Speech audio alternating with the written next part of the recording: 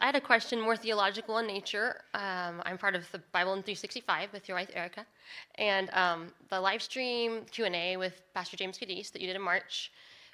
You made this statement: "Our thoughts don't matter."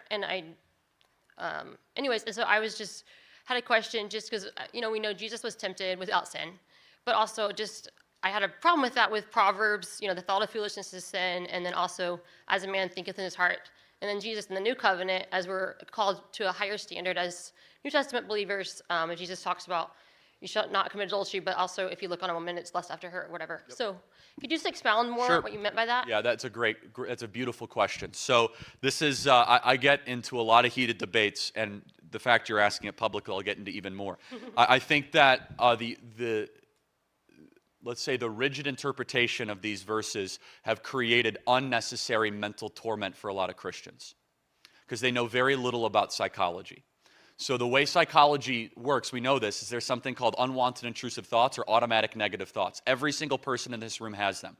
You're driving on the side of the street, you say, oh, what would happen if I would pull my car over to the side of the road? You can't control these. They pop up. They're weird. They're strange. The improper interpretation of those verses is somehow those ideas are part of your identity. That's rubbish. They're not.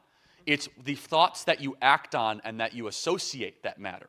So what I'm trying to do by saying that is I'm trying to make Christians that might have, let's just say, ADHD type tendencies, that have sticky thoughts they can't get out of their head, where all of a sudden they're in these thought loops. By the way, as millions of Christians, they're told by their pastors that those thoughts are demonic or satanic.